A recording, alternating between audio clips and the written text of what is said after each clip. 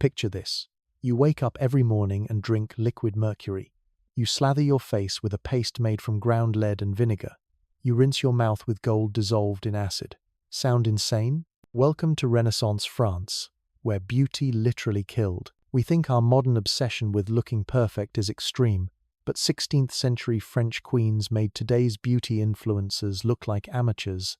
These women didn't just risk a bad reaction or some mild irritation. They willingly consumed deadly poisons, applied toxic metals to their skin, and drank liquid gold, believing it would keep them young forever. And here's the truly wild part. They knew it was dangerous, and did it anyway. The year is 1533. A 14-year-old Italian girl named Catherine de Medici arrives in Paris to marry the future King Henry II of France. She's small, thin, with bulging eyes that mark her as a member of the Medici family. By Renaissance standards, she's not considered beautiful, but she's about to enter a world where beauty isn't just desired, it's a matter of political survival. A world where your appearance could determine whether you lived as a powerful queen or died forgotten in exile. Catherine brings with her the beauty secrets of Renaissance Italy, including some that would make modern toxicologists run screaming from the room. But she's not alone in her dangerous pursuit of perfection. French court life, in the 1502, created a perfect storm of vanity, competition, and deadly cosmetics that would claim countless lives over the next 2 centuries. Today, we're diving deep into this twisted world of Renaissance beauty, where mercury was medicine, lead was luxury, and gold was the ultimate anti-aging serum. You'll discover how these toxic beauty treatments actually worked, why brilliant women kept using them despite the horrific side effects, and how a mistress's quest for eternal youth led to one of history's most shocking cases of beauty-related poisoning. But first, let's talk about what beauty actually meant in Renaissance France, because understanding their standards will help explain why women were willing to risk everything for pale skin and rosy cheeks. Renaissance beauty was not skin-deep. To be considered beautiful in 16th century France, you needed more than just good looks. You had to embody virtue, nobility, and divine favor all at once. The ideal woman possessed skin as bright as moonlight and fair as snow. This wasn't just fashion. This was social engineering disguised as aesthetics. Pale skin served as the ultimate status symbol because it proved you didn't work outdoors.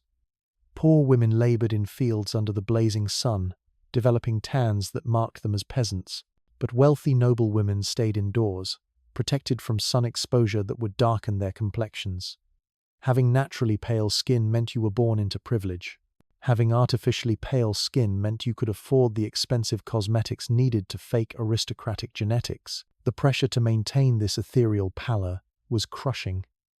At the French court, your appearance determined your political influence, your marriage prospects, and your access to the king's favor. Women who failed to meet beauty standards found themselves exiled from court life, their families stripped of power and wealth. The stakes couldn't have been higher. This created a vicious competitive environment where women would try anything to gain an advantage. If other ladies were using dangerous cosmetics to enhance their beauty, you had to use them too or risk being left behind. It was an arms race fought with toxic chemicals instead of weapons. The most coveted complexion combined porcelain white skin with bright red cheeks and lips. This contrast was supposed to suggest both purity and passion, innocence and fertility. Achieving this look naturally was nearly impossible, especially in an era when smallpox scars, skin diseases, and poor nutrition left most people's faces far from perfect. Enter the cosmetics industry of Renaissance France, where beauty products were more like chemistry experiments conducted by mad scientists. The star ingredient in 16th century French cosmetics was something called Venetian cerusse. This miracle foundation promised to transform any face into a flawless porcelain mask. The secret recipe? Ground lead mixed with vinegar and water. Yes, lead. The same toxic metal that causes brain damage, kidney failure, and death. The manufacturing process for cerusse was elaborate and dangerous. Artisans would place thin sheets of lead into clay pots partially filled with vinegar. These pots were then sealed and left for several weeks, allowing the acid to corrode the metal and create lead acetate. When exposed to air, this formed lead carbonate, a brilliant white powder that could be mixed into paint or cosmetics. A recipe from 1688 described the final product as a mixture of water, vinegar, and lead that created the perfect base for achieving that coveted pale complexion. The ceruse was convenient and long-lasting. Unlike natural powders that would fade within hours, lead-based makeup could maintain its coverage all day long. It allegedly offered natural-looking coverage for spots and scars, creating a smooth, luminous finish that made skin appear flawless. Some women enhanced their ceruse with egg whites to create an even shinier, more dramatic effect. The dried mixture created a mask-like appearance that was fashionable at court, though it had a tendency to crack and flake throughout the day. Other ladies mixed vermilion, a bright red pigment made from mercury, into their ceruse to add that essential pinch of color to their lips and cheeks. But ceruse was just the beginning of Renaissance France's toxic beauty arsenal. The real excitement came from the specialty treatments that promised to transform ordinary women into ageless goddesses. Mercury held a special place in the hearts of French beauties. This liquid metal provided a subtle white sheen when applied to skin, creating an otherworldly glow that suggested innocence, youth, and virtue. Women would rub mercury directly into their face, neck, and chest area, believing it enhanced their natural radiance. The mercury treatment went beyond simple application. Some women used it as a face mask, washing their faces with liquid mercury to achieve incredibly soft skin. Others mixed mercury with lemon juice, rose water, honey, eggshells, and alum to create acne treatments. The mercury was supposed to draw out impurities and heal blemishes, leaving skin smooth and clear. What these women didn't understand was that mercury absorbs easily through the skin and accumulates in the body over time. The initial effects were often positive. Mercury did make skin appear softer and more luminous. It could help heal certain types of infections. These short-term benefits convinced women that the treatment was working, encouraging them to use more and more mercury over time. The long-term effects were catastrophic. Mercury poisoning causes anxiety, depression, memory loss, and extreme fatigue. Hair falls out in clumps, teeth decay and turn black. The gums become inflamed and painful. Skin develops a leathery texture, becoming wrinkled and aged despite the mercury's initial beautifying effects. The irony was cruel. Women using mercury to stay young were actually accelerating the aging process. But perhaps the most tragic aspect of mercury poisoning is how slowly it progresses. The time between initial exposure and the appearance of serious symptoms could be weeks or even months. By the time women realized something was wrong, the mercury had already caused irreversible damage throughout their bodies. Many French court ladies experienced symptoms they couldn't explain. They suffered from insomnia, mood swings, and strange tingling sensations in their hands and feet. Some developed involuntary movements or experienced paranoia and confusion. These symptoms were often attributed to other causes: stress from court politics, problems with their marriages, or mysterious illnesses that physicians couldn't diagnose. The mercury had another unfortunate side effect. It smelled terrible. Women using mercury-based cosmetics often had an offensive metallic odor that clung to their skin and hair. To mask this smell, they used heavily scented waters, cleansers, and perfumed accessories. The French court became famous for its elaborate perfume culture, partly as a way to cover the stench of toxic beauty treatments. Despite these obvious problems, mercury remained popular throughout the Renaissance and well into the 18th century. Many women believed the risks were worth it. The price of beauty, they reasoned, was always high. If mercury could give them the luminous complexion that attracted kings and secured political marriages, then the side effects were simply the cost of success. This attitude reveals something important about Renaissance French society. Beauty wasn't just personal vanity, it was economic survival. A woman's appearance directly determined her family's political fortune, her children's inheritance, and her own security in old age. In this context, risking mercury poisoning seemed like a reasonable gamble. The mercury craze reached its peak during the reign of Henri II, when the king's famous mistress introduced an even more extreme beauty treatment that would shock the French court and ultimately cost her life. Diane de Poitiers was everything Catherine de Medici was not. 20 years older than the Queen, Diane possessed the kind of effortless beauty that seemed to defy aging. While other women at court wore elaborate, gem-encrusted gowns in bright colors, Diane preferred simple black and white outfits that perfectly showcased her luminous complexion. She didn't paint or powder her face like her contemporaries, instead relying on what appeared to be natural beauty. Diane's secret to flawless skin seemed surprisingly healthy compared to her peers' toxic treatments. She took ice-cold baths every morning, drank gallons of nutritious broth, exercised regularly, and maintained early bedtimes. This wellness routine was revolutionary for its time, when most nobles lived sedentary lives and ate rich, unhealthy foods. But there was more to Diane's beauty regimen than healthy living. As she aged, she somehow maintained the glow of youth that had first attracted King Henry II. People at court whispered about her secret methods, speculating that she had discovered the fountain of youth or made a deal with supernatural forces. The truth was almost as fantastical as the rumors. Diane's real secret was liquid gold. Not metaphorical gold, not gold jewelry or decorations, but actual liquid gold that she consumed daily like a vitamin supplement. The French court's most celebrated beauty was slowly poisoning herself with precious metal, believing it would preserve her youth forever. The practice of drinking liquid gold, known as aurum potabile, was considered the ultimate luxury treatment in Renaissance France. Alchemists claimed that gold, being the most perfect and incorruptible metal, could transfer its immortal properties to human bodies. They prepared special tonics by dissolving gold chloride in diethyl ether, creating a shimmering liquid that promised eternal beauty to those brave enough to drink it. Diane wasn't the only one experimenting with this golden elixir. Wealthy women across Europe were consuming gold-based treatments, convinced that the precious metal would prevent aging from the inside out. The theory seemed logical to Renaissance minds.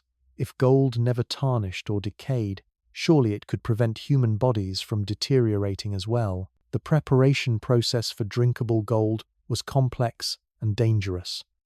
Alchemists would heat gold until it melted, then combine it with various acids and chemicals to create a liquid solution. Mercury was often used to purify the gold during this process, adding another layer of toxicity to an already deadly mixture. The final product looked magical, glowing with an otherworldly shimmer that convinced users they were consuming something truly special. Diane's daily gold routine became legendary at court. She would wake each morning and drink her golden tonic before her famous ice bath, believing the combination of precious metal and cold water would lock in her youthful appearance. Other ladies began copying her routine, though few could afford the enormous cost of daily gold consumption. The effects of gold poisoning are subtle and develop slowly over years of consumption. Initially, gold can cause a person to develop anemia, which ironically created the pale, ethereal complexion that Renaissance women desired. The metal also causes hair to become thin and brittle, though this symptom often went unnoticed since women wore elaborate wigs and hairpieces anyway. More serious effects included bone deterioration, kidney damage, and neurological problems. Gold accumulates in organs over time, causing them to slowly break down. The victim might feel increasingly weak and fragile, but these symptoms could easily be attributed to age or other illnesses in an era when medical knowledge was limited. Diane's gold consumption continued for decades. She maintained her reputation as the most beautiful woman at court well into her 50s, an almost impossible achievement in an age when most people were considered elderly by 40.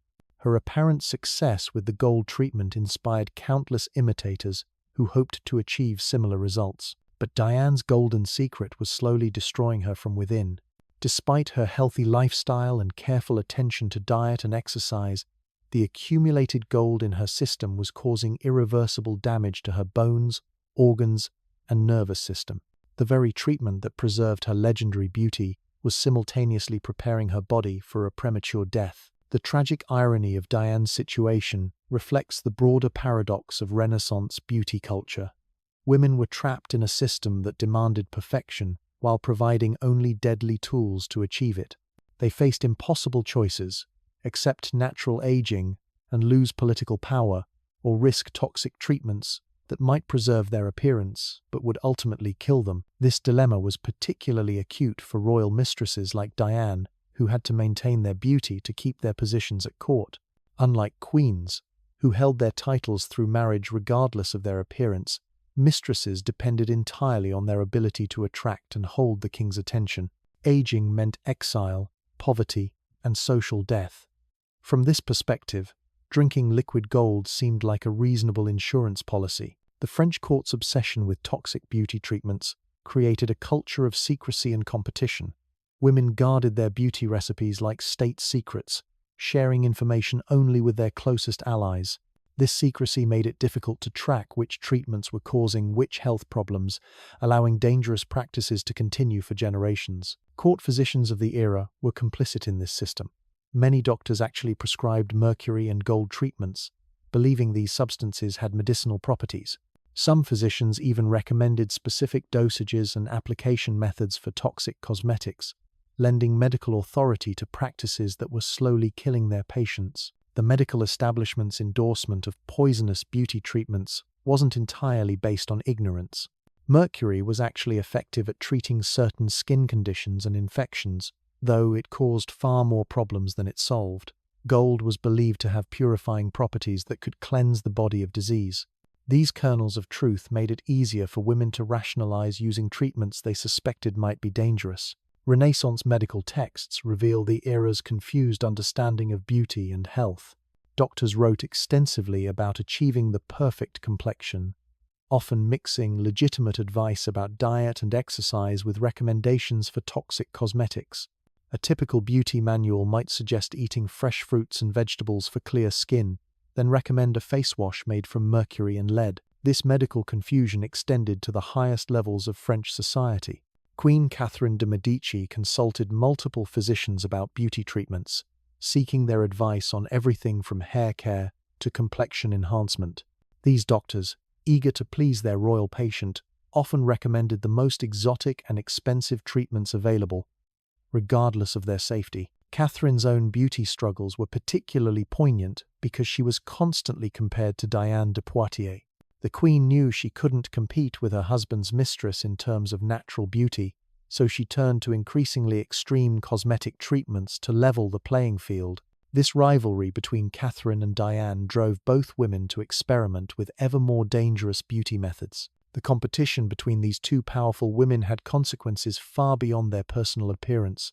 Their beauty rivalry influenced fashion trends throughout Europe, as noble ladies across the continent copied the cosmetic practices of the French court.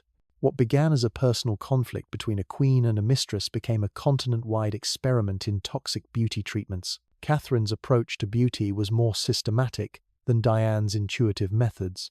The queen kept detailed records of her cosmetic treatments, documenting which preparations worked best and how often they should be applied. These records provide fascinating insight into Renaissance beauty culture, revealing the scientific approach that wealthy women brought to their appearance enhancement. But Catherine's meticulous attention to cosmetic detail couldn't overcome the fundamental problem with Renaissance beauty treatments. They were slowly poisoning everyone who used them. The Queen's detailed records actually document her gradual decline as toxic substances accumulated in her system over decades of use. The most tragic aspect of Catherine's beauty journey was how it reflected her desperate attempt to win her husband's love. Henri II made no secret of his preference for Diane de Poitiers, often appearing in public with his mistress while ignoring his wife. Catherine believed that if she could just achieve the right look, she might finally capture her husband's attention and affection. This personal motivation drove Catherine to experiment with some of the most dangerous beauty treatments available. She tried everything from mercury face masks to lead-based foundation, always searching for the perfect combination that would transform her into the beauty she believed Henry wanted. Her quest became an obsession that consumed vast amounts of time, money, and ultimately, her health. The French court's beauty culture was particularly vicious because it combined personal vanity with political necessity. A woman's appearance didn't just affect her self-esteem, it determined her family's fortune and her nation's diplomatic relationships. Royal marriages were arranged based partly on the bride's beauty, and a queen who lost her looks might find her country's alliances weakening as a result. This high-stakes environment created enormous pressure for women to maintain their appearance at any cost. When the cost included mercury poisoning, lead toxicity, and gold accumulation in vital organs, the price of political beauty became literally deadly. Yet women continued paying it because the alternative, political irrelevance and social exile, seemed even worse than a slow death by cosmetics. The tragedy of Renaissance French beauty culture was that it trapped intelligent, capable women in a system that valued their appearance over their minds, their health, or their humanity. These women weren't vain fools. They were rational actors making calculated decisions in an irrational system. They understood the risks they were taking, but they also understood the risks of not taking them. The most chilling part of this toxic beauty culture was how it spread beyond the royal court and infected French society at every level. What started as elite vanity became a national epidemic of poisoning disguised as fashion. By the mid-1500s, apothecaries across France were selling deadly cosmetics to anyone with enough money to afford them. Venetian ceruse could be purchased in Paris markets alongside bread and vegetables. Mercury treatments were advertised as luxury skincare. Even middle-class merchants' wives were slathering lead paste on their faces, desperate to mimic the porcelain complexions of their social superiors. The democratization of toxic beauty created a horrifying phenomenon: mass poisoning on a scale never seen before in human history. Entire neighborhoods in wealthy districts of Paris were filled with women slowly dying from cosmetic poisoning, yet nobody connected the dots between the beautiful white faces and the epidemic of mysterious illnesses plaguing French society. Symptoms that we now recognize as heavy metal poisoning were attributed to everything except the obvious cause. Women suffering from mercury toxicity were diagnosed with hysteria or melancholia. Lead poisoning was blamed on bad air or astrological influences. Gold toxicity was so rare that physicians had no name for it at all. This medical ignorance allowed the beauty industry to flourish without oversight or regulation. Cosmetics manufacturers had no incentive to create safer products when customers believed their current offerings were not just harmless but beneficial. The more dramatic the results, the more popular the product became. Some of the most successful beauty entrepreneurs were women who had survived their own toxic treatments long enough to profit from them. These survivors became living advertisements for their products, their ghostly pale complexions serving as proof that the treatments worked. What customers didn't realize was that these women were walking advertisements for a slow suicide method disguised as skincare. The French court's influence extended far beyond France's borders. Foreign diplomats and visitors carried news of French beauty trends back to their home countries, spreading toxic cosmetic practices across Europe. Italian nobles began importing Venetian ceruse from French suppliers. English ladies started drinking gold tonics after hearing about Diane de Poitiers' legendary beauty routine. This international exchange of deadly beauty secrets created a continental network of poisoning that persisted for centuries. Each country added its own variations to the basic recipes, often making them even more dangerous. Spanish ladies mixed their ceruse with powdered pearls, believing the addition would enhance the whitening effect. German nobles added silver dust to their mercury treatments, creating a shimmering effect that caught candlelight beautifully. The competition between European courts intensified the arms race of toxic beauty. When French ladies began drinking gold, Italian duchesses responded by bathing in mercury baths. When English queens started using lead-based rouge, French countesses developed even more concentrated formulations. Each escalation brought new levels of danger and new opportunities for poisoning. The most disturbing aspect of this international beauty epidemic was how it targeted the most powerful women in European society. Queens, duchesses, and countesses were literally poisoning themselves while making decisions that affected millions of people. The cognitive impairment caused by heavy metal toxicity may have influenced major political decisions, military campaigns, and diplomatic negotiations. Catherine de Medici's later political choices, for example, showed signs of the paranoia and poor judgment associated with mercury poisoning. Her infamous involvement in the St. Bartholomew's Day massacre where thousands of French Protestants were murdered, displayed the kind of extreme decision-making that heavy metal toxicity can produce. While we can't prove her cosmetic routine influenced her political cruelty, the correlation is deeply unsettling. The beauty industry of Renaissance France also created a class of professional poisoners disguised as cosmeticians. These specialists traveled between noble households, carrying cases filled with deadly compounds and secret recipes passed down through generations of beauty practitioners. They were essentially drug dealers, selling addiction and death disguised as luxury skincare. These professional beauticians developed increasingly sophisticated methods for hiding the toxic nature of their products. They created elaborate rituals around application, turning poisonous face painting into sacred ceremonies that made customers feel special and privileged. The more mysterious and dangerous the treatment seemed, the more exclusive and desirable it became. Many of these beauty specialists were women who had learned their trade by experimenting on themselves first. They bore the scars and symptoms of their profession proudly, seeing their damaged health as proof of their expertise.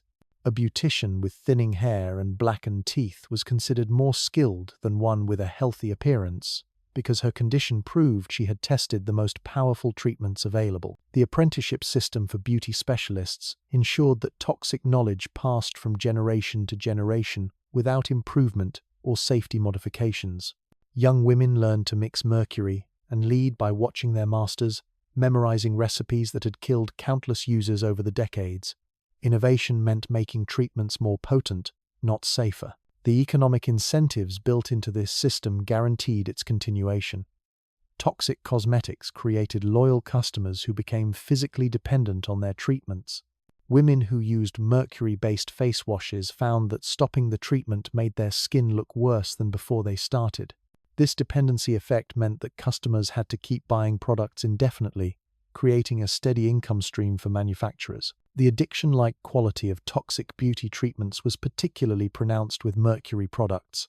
Mercury creates genuine physical dependency, and women who tried to quit their mercury face masks often experienced withdrawal symptoms that drove them back to their poisonous routines. This wasn't vanity, it was chemical dependence, disguised as beauty maintenance. Lead-based cosmetics created a different kind of dependency through the damage they caused. The acids formed when lead compounds mixed with skin moisture would eat away at the face, creating blemishes and scarring that required even more makeup to cover.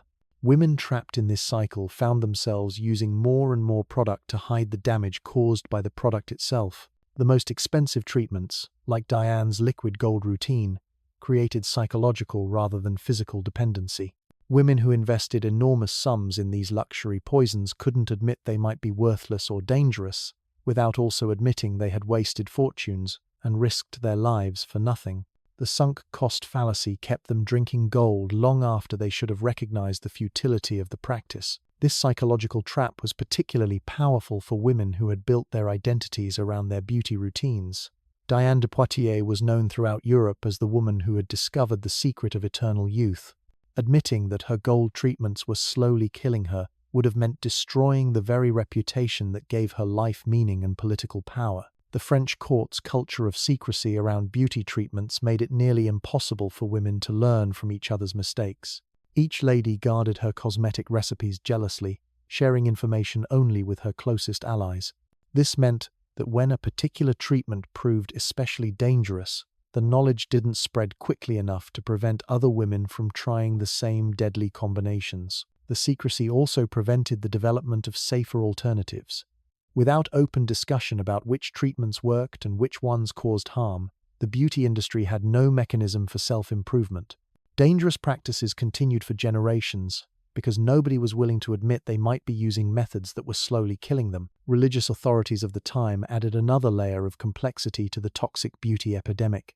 The Catholic Church officially condemned vanity and the use of cosmetics, but many high-ranking clergy members had sisters, nieces, and female relatives who were active participants in court beauty culture.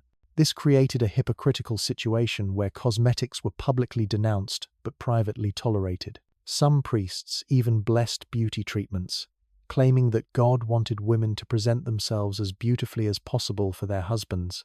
This religious endorsement gave moral cover to practices that were clearly harmful, allowing women to rationalize their toxic beauty routines as acts of Christian duty rather than dangerous vanity. The Church's mixed messages about beauty created additional psychological pressure for women struggling with cosmetic decisions.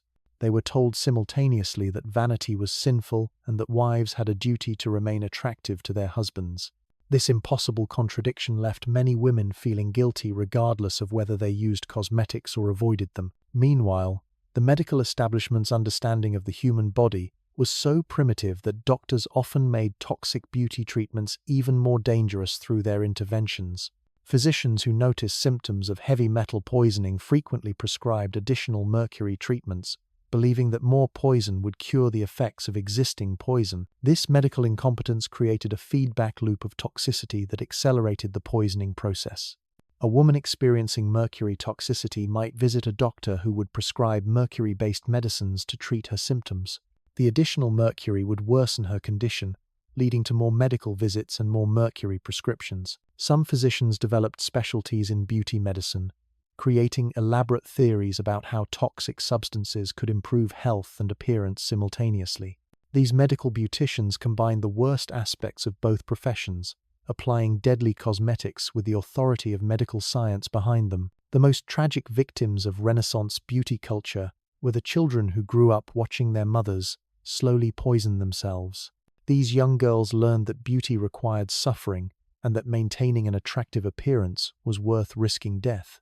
They absorbed these lessons so completely that they continued the cycle when they reached adulthood, passing toxic beauty practices to the next generation. Many noble families lost multiple generations of women to cosmetic poisoning, though the deaths were rarely attributed to beauty treatments. Instead, these women were remembered as victims of mysterious wasting diseases or unfortunate accidents of fate.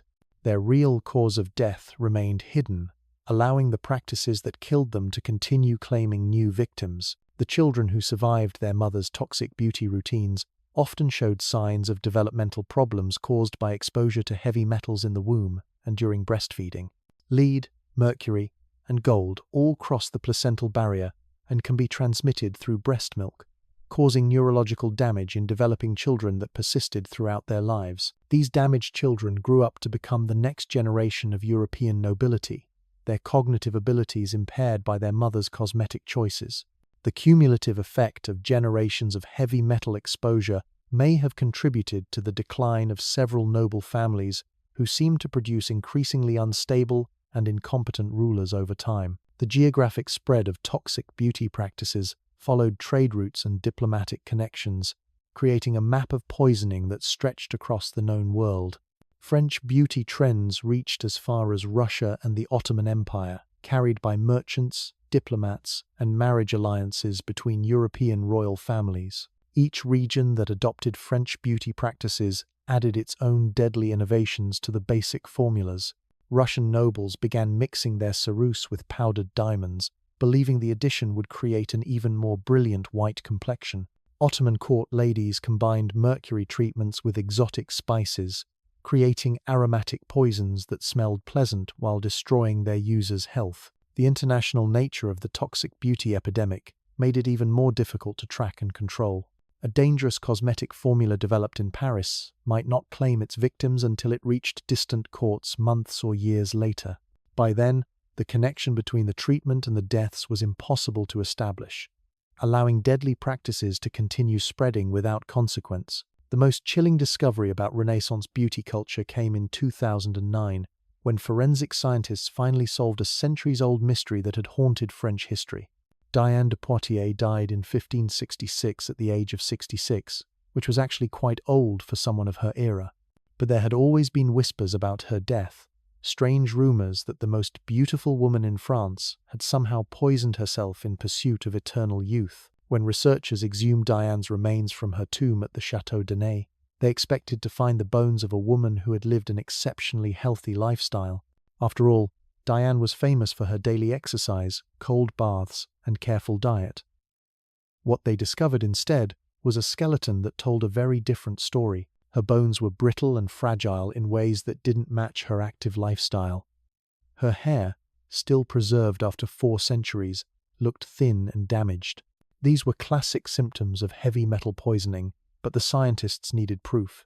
When they tested a lock of Diane's hair that had been kept as a relic at her chateau, they made a discovery that shocked the scientific community. Diane's hair contained 500 times the normal level of gold. 500 times. This wasn't accidental exposure or contamination from burial conditions. This was systematic, long-term consumption of liquid gold that had accumulated in her body over decades of daily use. The woman who had been celebrated as the most naturally beautiful in Renaissance France had been slowly killing herself with precious metal, but the gold wasn't working alone. The analysis also revealed significant levels of mercury in Diane's remains, at twice the normal limits. This made perfect sense given what we know about Renaissance alchemy.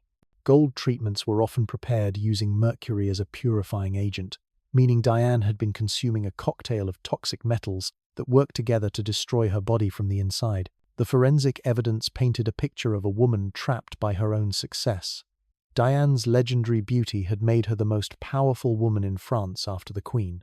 Kings sought her advice, nobles competed for her attention, and her influence shaped the politics of an entire era. But maintaining that power required maintaining her appearance, which meant consuming increasingly dangerous substances as she aged. The scientists concluded that Diane's gold consumption had caused severe anemia, which ironically gave her the pale, ethereal complexion that Renaissance society found so attractive.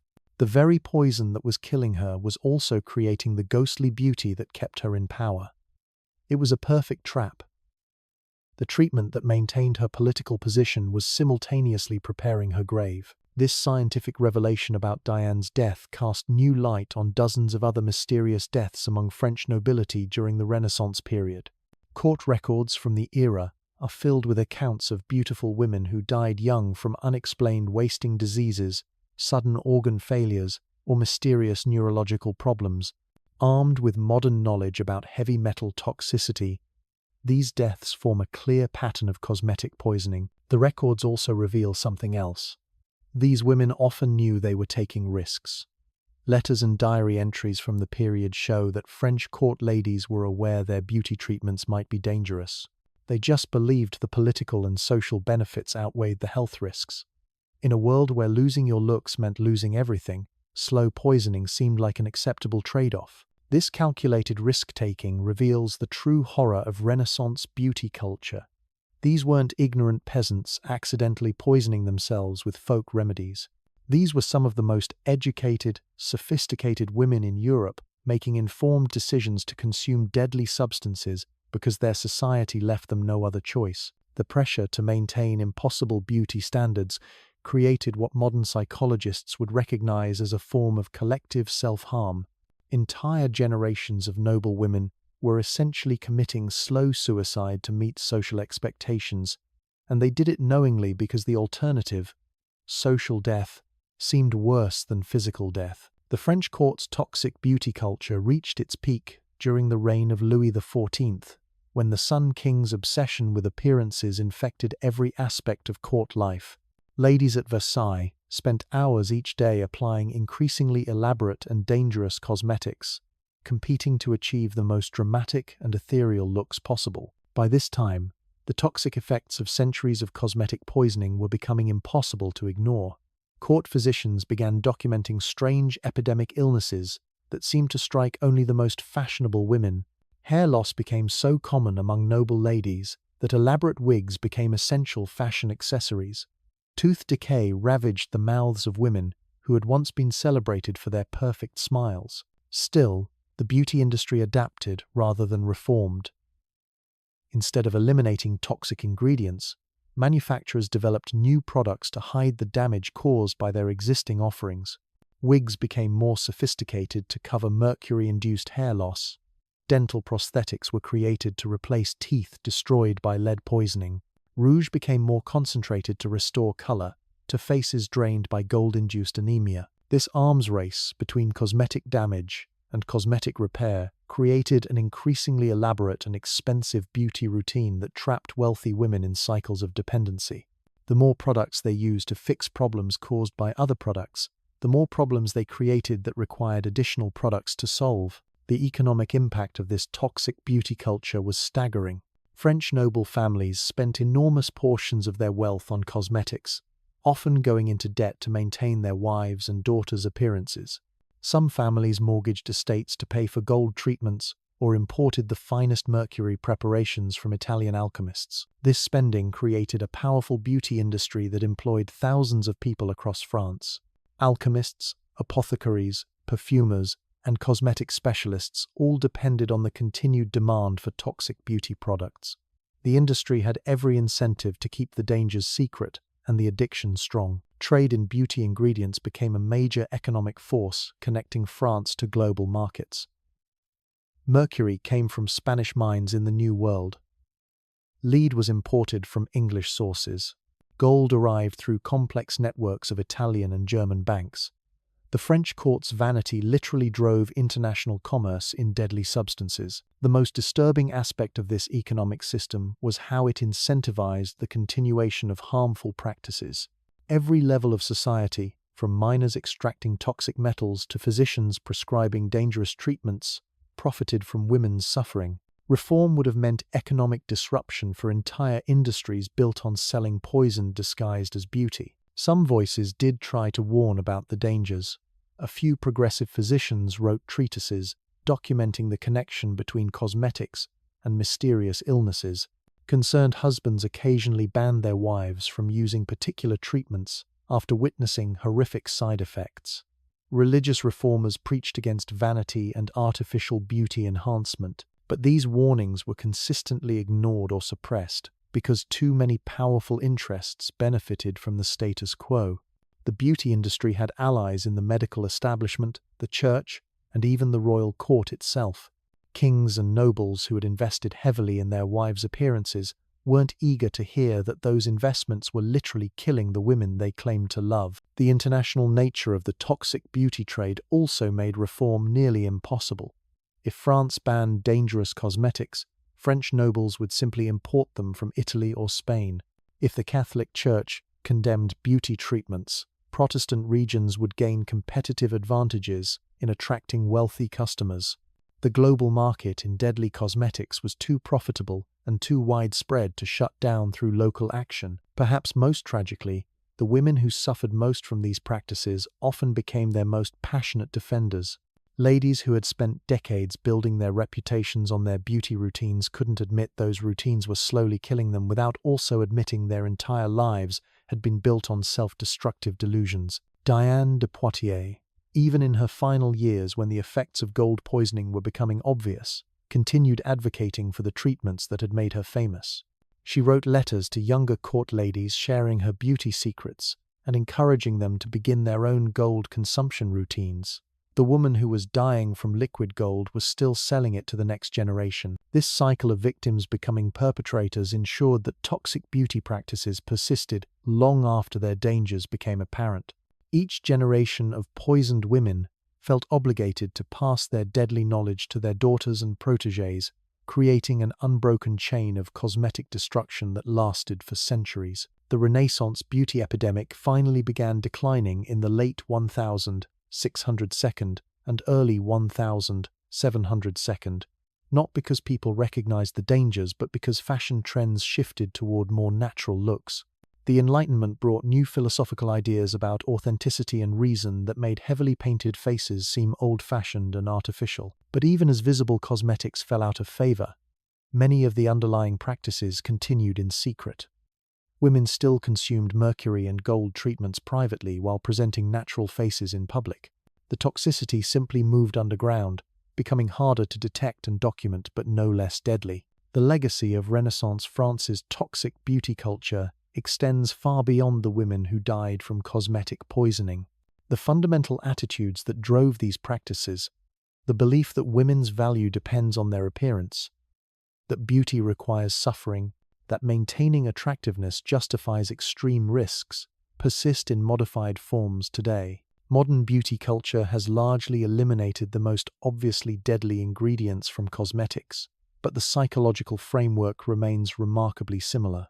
Women still feel pressure to risk their health for beauty, whether through extreme dieting, dangerous surgical procedures, or experimental treatments with unknown long-term effects. The French court ladies who drank mercury and gold weren't so different from modern women who inject botulinum toxin or undergo multiple plastic surgeries. The specific poisons have changed, but the underlying willingness to prioritize appearance over health continues across centuries. Understanding this historical context helps explain why beauty-related health risks persist despite centuries of medical advancement. The problem isn't lack of knowledge about what's dangerous. It's the social and economic systems that make dangerous beauty practices seem like rational choices for women trapped in impossible situations. The story of Renaissance France's deadly beauty culture serves as a warning about what happens when society places women's appearance above their humanity. When looking beautiful becomes more important than being healthy, when maintaining youth matters more than maintaining life, the inevitable result is a culture that systematically destroys the very women it claims to celebrate. The queens who drank mercury weren't victims of ignorance or superstition. They were victims of a system that valued their faces more than their lives, their beauty more than their minds, their appearance more than their survival. That system didn't disappear with the Renaissance. It just learned to hide its toxicity better. The most shocking part of this toxic beauty epidemic wasn't just the individual deaths it caused, but how it created a template for beauty-related suffering that would echo through centuries. When the Enlightenment finally began to question these deadly practices, the damage had already been done to an entire culture's understanding of what women owed to society in exchange for acceptance. By the early 1700s, physicians across Europe were finally connecting the dots between cosmetic use and mysterious illnesses plaguing noble households. Dr. Bernardino Ramaggini, an Italian physician, published detailed observations about the health problems afflicting women who used lead-based cosmetics. His work described symptoms we now recognize as classic heavy metal poisoning: tremors, memory loss, reproductive problems, and premature death. But even armed with this medical evidence, change came slowly because the economic and social systems built around toxic beauty were too entrenched to abandon quickly. Cosmetic manufacturers fought back against medical warnings by funding their own studies that claimed their products were safe when used properly. They hired physicians to write testimonials about the health benefits of mercury treatments and commissioned alchemists to develop new formulations that promised to be less dangerous while maintaining their effectiveness. The Renaissance queens who drank mercury for beauty weren't victims of primitive ignorance. They were casualties of a system that taught women their worth depended entirely on their appearance, no matter the cost. These brilliant, powerful women made calculated decisions to consume deadly poisons because society offered them no other path to survival. Their tragic legacy reminds us that when beauty becomes more valuable than life itself, we create cultures that systematically destroy the very people they claim to celebrate. The real poison wasn't mercury or lead. It was a world that convinced women they were nothing without perfect faces.